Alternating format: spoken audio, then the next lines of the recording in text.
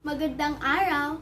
Ipapakita ko sa inyo kung paano ko pinagsama ang tatlong bagay na ito upang maging gamit panglinis ng bahay. Here are the materials we are going to use to make this cleaning material.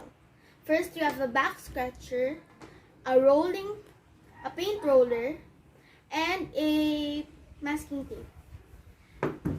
Here we have a paint roller. If you want to buy, there are ones 2 times the size of this. This one is 4 inches, so 4 times 2 equals 8. And there are other ones that are much bigger. So now we are going to make the cleaning material. So the first thing you have to do is join the two materials with the masking tape. As you see there, I am going to join them.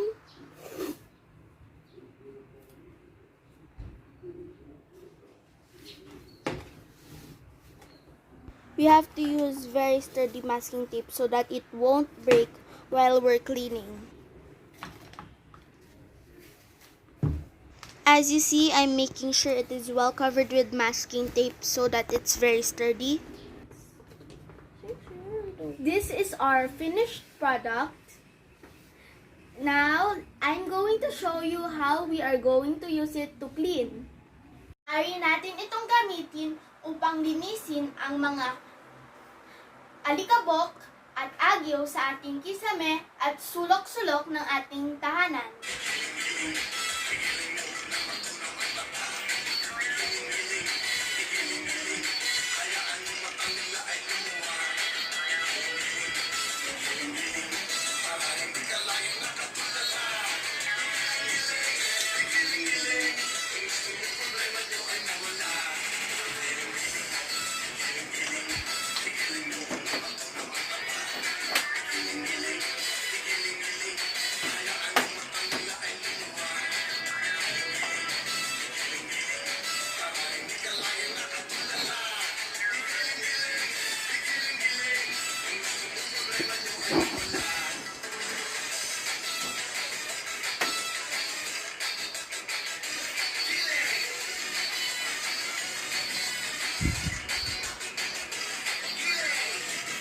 Maaari rin natin gamitin ang kabilang dulo nito upang kayurin ang mga namumuong dumi sa gilid ng ating mga tiles at dingding.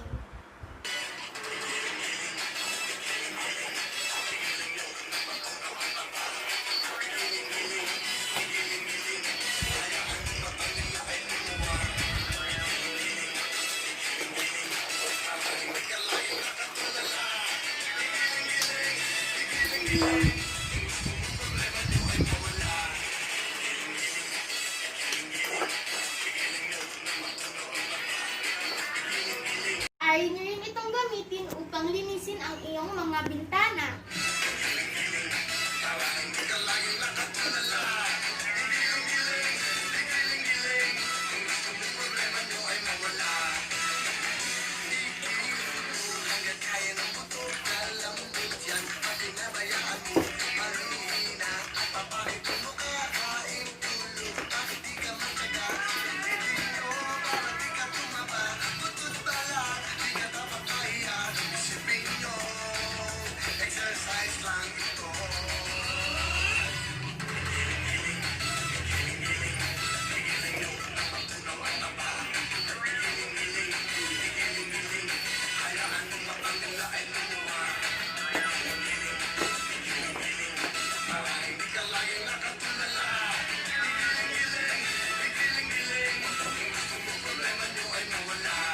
Today, we learned that if we combine different objects, we can make one material that is very useful.